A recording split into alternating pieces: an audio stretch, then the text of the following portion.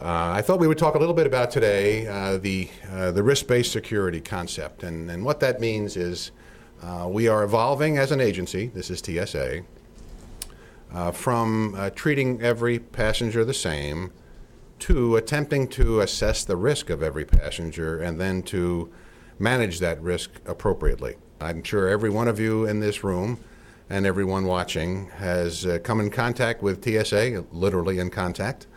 As I like to explain, we're the one federal agency that literally reaches out and touches about 1.8 million people a day. Over the years, since we were created in 2002, actually the Aviation Transportation Security Act of November 2001, not long after the terrorist events, created TSA and also established the Department of Homeland Security, which began in 2002. TSA has generally treated every passenger the same and screened everyone to the same degree. It didn't matter whether you were a frequent flyer, it didn't matter whether you were an elected representative or someone who had a top secret clearance through the government, you were screened the same way. I think most of you recognize that doesn't make sense. And fortunately, our current administrator has recognized that and is moving us in a new direction. And that direction is intelligence-driven, and it's a risk-based approach to security. Those of you who traveled anytime after last summer with young children who appeared to be 12 years of age or younger appreciated some of the expedited screening that accompanied that child and the parents. Beginning tomorrow, there'll be some additional changes. Those who appear to be 75 years of age or older will experience a similar relaxation and acceleration of the screening process.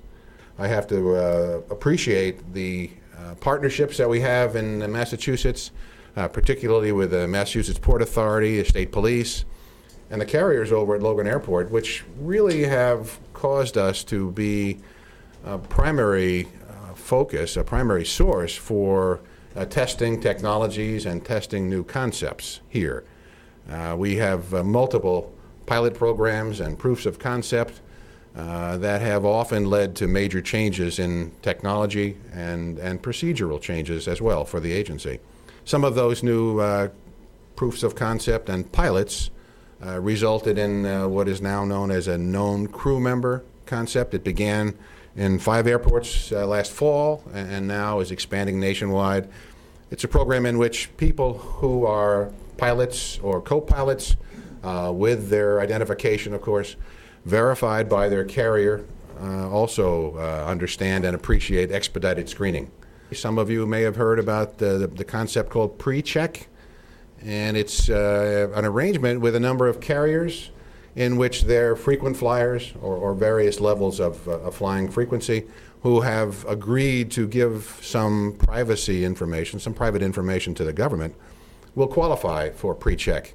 In essence, it's an increment of people who we have determined to be low risk, and we will not dedicate the same amount of effort and resources to assuring the level of risk of that person. And that's why it's called risk-based security. And the long-term goal is that the vast majority of people who fly are low risk. We have access to many databases which allow us to make an assessment of risk on people. In fact, that risk assessment begins when a person goes online and purchases a ticket.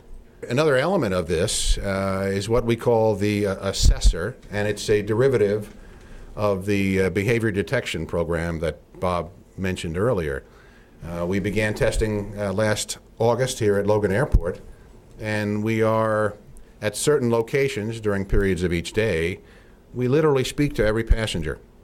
We have trained people who are well-versed in eliciting information from passengers and looking for behaviors that would indicate some type of deception.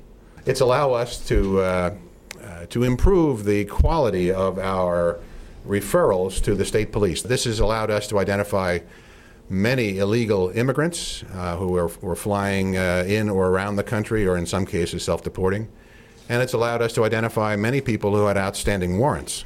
Because we are engaging each person it does take quite a bit of time, and it requires additional people with special training.